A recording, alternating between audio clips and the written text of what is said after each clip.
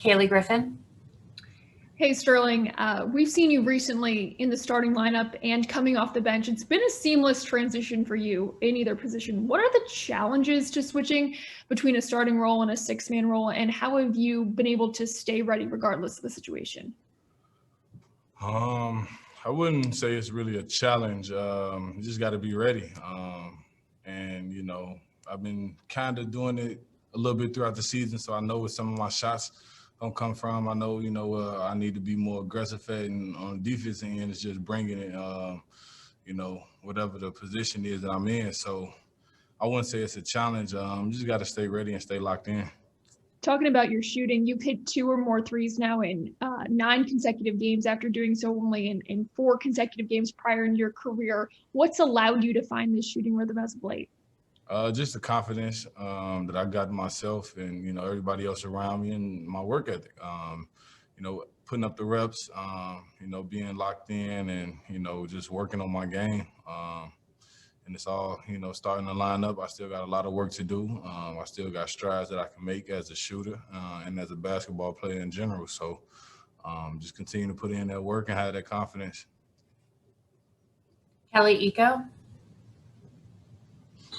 Hey, Sterling, just, you know, from you being around Kevin and the guys, how have you seen him develop from, you know, after the G League bubble till now? Sorry. Say that again. Can you start that over? I said, just you being around Kevin and the other guards on the team, how have you seen him develop from the end of the bubble until now? He's just getting better, you know, just staying with it. You know, it's tough, you know, playing in this environment, trying to get ourselves out of it, you know, with all the losses and everything, it takes a toll mentally. We just got to stay, you know, locked in. And he doing that, you know. He, you know, running the team. He's been running the team the last few games, and you know, it's a different role for him. But you know, he accepting the challenge, and you know, he's going out there performing. He came out and you know did his thing last game, and you know, he's just steady getting better. It's you know, every situation and every game is different. And, you know, he accepting the challenge, and you know, we behind him. You know, we riding with each other, and you know, we just getting better. Really, that's it. That's all we can do. Adam Wexler. Hey, Sterling, at this point, after playing with him now, do you kind of assume that KJ can pretty much catch any pass you guys throw up near the rim? How impressed have you been with his ability to finish? He's going to get it, man. He throw it up there, like you said, whatever it is, he's going to get that joint. One hand, two hands. You know, we know he's going to catch a body or he going to put that thing in there. Kaylee Griffin. Speaking of Kevin and KJ, this team is made up of some really young players adjusting to the NBA and a group of veterans, but you're somewhere kind of in the middle. How would you define your role on this team? I mean, like you said, I'm right there in the middle. You know, I got a little experience, and I'm still, you know, young in it, and still guys that I'm still, you know, looking to learn from, pick their brains, you know, with DJ, Avery, and, you know, John.